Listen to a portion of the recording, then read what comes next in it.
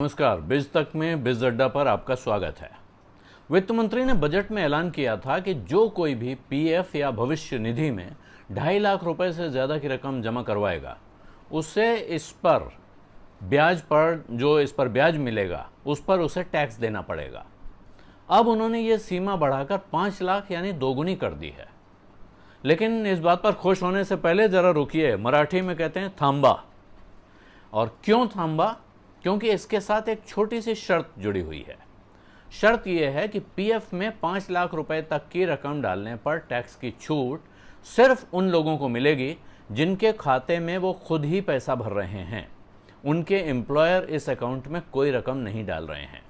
यानी जिस कंपनी, जिस दफ्तर या जिस कारखाने में आप काम करते हैं, उसके मैनेजमेंट या मालिक की तरफ से आपके पीएफ में पैसा नहीं डाला जाता है।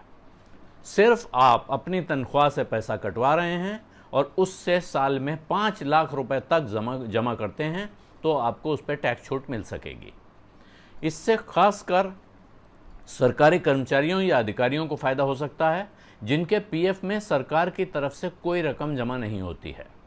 प्राइवेट सेक्टर में भी कुछ ऐसी यूनिट्स हैं जहां मैनेजमेंट या मालिक की तरफ से पीएफ में पैसा जमा नहीं होता है, लेकिन ये नियम उन यूनिट्स पे लागू होता है जहां 20 से कम कर्मचारी होते हैं, यानी छोटे कारोबार हैं, और वहां इस बात की गुंजाइश बहुत कम है कि किसी का पीएफ इतना होता हो कि ये साल में 5 लाख रुपए की लिमिट से ऊपर निकल जाए। तो कह सकते हैं कि प्राइवेट सेक्टर में ज़्यादातर लोगों को ये लिमिट बढ़ने से कोई फ़ायदा नहीं होगा, क्योंकि कानूनन ही पीएफ में एम्प्लॉई और एम्प्लॉयर दोनों को बराबर का हिस्सा भरना होता है। और यही वजह है कि लिमिट बढ़ने के बाद भी इस मामले पर कन्फ्यूजन बना हुआ है। और कन्फ्यूजन इसी बजट से जुड़ा हुआ एक और मामला भी है जिसमें कन्फ्यूजन बढ़ा हुआ है। वो है यूनिट लिंक्ड इंश्योरेंस प्लान यानी यूलिप पर टैक्स का। यहाँ भी बजट में ये इंतज़ाम किया गया है कि जैसे म्यूचुअल फंड में यूनिट बेचने पर टैक्स लगता है, यूलिप की यूनिट पर भी अब उसी तरह टैक्स लगाकर दोनों को बराबर कर दिया जाए, यानी इसके साथ या उसके साथ पक्षपात की शिकायत ना हो सके। अभी तक यूलिप और प्रोविडेंट फंड दोनों ही EEE यानी एग्जेम्प्ट कैटेगरी में आते थे।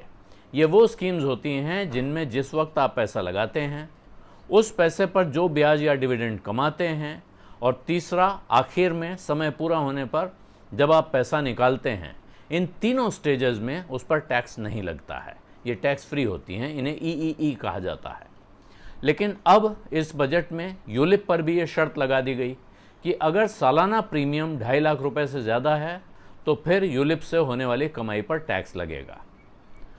अब सरकार के पास इस फैसले के तर्क भी हैं। ये जो दोनों फैसले किए गए हैं, उनका कहना है कि ये रियायतें गरीबों या मध्यवर्ग के लोगों को राहत देने के लिए दी गई थी, लेकिन कई मामलों में बहुत पैसे वाले लोग भी इन रियायतों की आड़ में मोटा फ़ायदा उठाते हुए देखे गए हैं। और उसके लिए सरकार ने खुलासा भी किया। एक लिस्ट सामने आई जिससे पता चलता है कि सिर्फ एक पीएफ खाता ऐसा था जिसमें 103 करोड़ रुपए जमा है। सोचिए, किसी एक आदमी के प्रोविडेंट फंड अकाउंट में 103 करोड़ रुपए की रकम जमा है। और देश भर के टॉप 100 खाते जोड़े जाएं जिनमें ज़्यादा पैसा जमा है, ऐसे 100 खाते ऊपर से लिस्ट बनाई गई, तो टोटल पैसा आता है 2000 करोड़ रुपए से ऊपर। सोचिए, इतनी बड़ी रकम, साल में 8% से ज़्यादा ब्याज, और वो भी पूरी तरह टैक्स फ्री। अब सरकार की नज़र इन पर पड़ी तो क्या गलत पड़ी। लेकिन इस चक्कर में उन लोगों की भी शामत आ गई जो शेयर बाज़ार से डरते हैं, बैंक के ब्याज से संतुष्ट नहीं हैं और सोचते थे कि हर साल पीएफ में ही कुछ पैसा एक्स्ट्रा कटवा लो और रिटायरमेंट के लिए कुछ ठीक ठाक रकम जमा कर लो, क्योंकि यहाँ ब्याज भी ठीक मिलता है, भरोसेमंद जगह है, पैसा डूबेगा नहीं, साथ में टैक्स की राहत भी है। तो इन सब के भरोसे पर, इन सब की भरोसेमंद निधि पर, जिस पर वो अपने भविष्य के लिए निर्भर थे, उसको एक तगड़ा झटका लगा है इस फैसले से।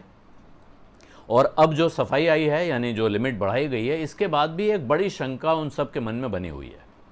सरकार ने कहा है कि एम्प्लॉयर ने पैसा नहीं लगाया है जिनके मामलों में, उनको छूट मिल सकती है 5 लाख रुपए तक की। अब इसका मतलब क्या है, ये साफ नहीं है।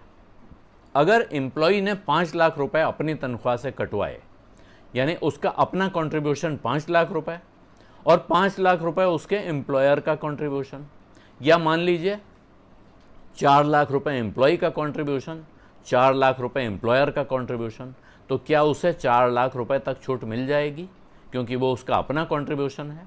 क्या सरकार ये कह रही है कि जो 5 लाख रुपए तक की रकम पर आपको छूट मिलेगी उस 5 लाख रुपए में आपके एम्प्लॉयर का कंट्रीब्यूशन नहीं होना चाहिए, तब आपको छूट मिल जाएगी, लेकिन अगर एम्प्लॉयर और एम्प्लॉय का कंट्रीब्यूशन मिलाकर 5 लाख होता है तो फिर आपको 2.5 लाख की ही छूट मिलेगी। लेकिन ये बात साफ नहीं है, और अगर ये नहीं मिलने वाली है तो फिर उस पीएफ के कानून का क्या मतलब है जो कहता है कि एम्प्लॉयर और एम्प्लॉय दोनों को पीएफ में बराबर का कंट्रीब्यूशन भरना है। और आज की तारीख में प्राइवेट सेक्टर की सैलरीज का अगर आप हिसाब देखें, और ये बहुत सालों से हो गया, ये 20 साल से ऊपर हो गया ये होते हुए, CTC cost to company format चलता है। कॉस्ट टू कंपनी का फॉर्मूला होता है कि जितना भी पैसा कंपनी खर्च कर रही है किसी एम्प्लॉय के ऊपर, उसका एक सर्टिफिकेट, उसका एक डिटेल बनाकर स्टेटमेंट दिया जाता है कि भैया आपके ऊपर ये खर्चा हो रहा है, ये आपकी CTC है, और इस CTC पर ही बार्गेन होता है, इसी CTC पे सौदे होते हैं।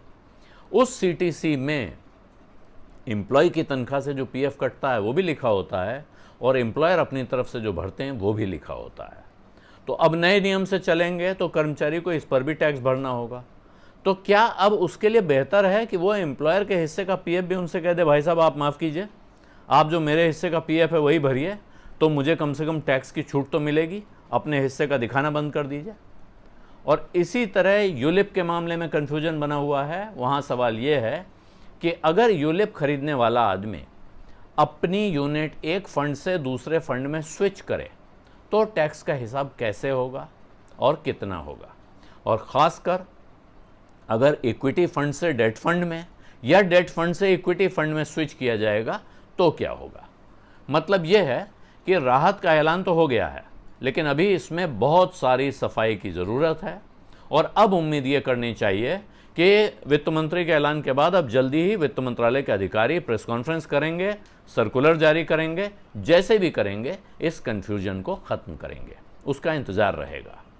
बिज़ अड्डा आपको कैसा लग रहा है ये बताना बिल्कुल मत भूलिए। इसी वीडियो के डिस्क्रिप्शन में नीचे कमेंट्स में आप लिख सकते हैं कि आपको क्या अच्छा लग रहा है, क्या बुरा लग रहा है, क्या और चाहते हैं, और अगर आप कुछ खास चीज़ और जानना चाहते हैं, किसी चीज़ के बारे में चाहते हैं कि मैं बात करूं, वो भी वहां लिखिए। मैं कोशिश करूंगा कि आपकी इच्छा पूरी करूं।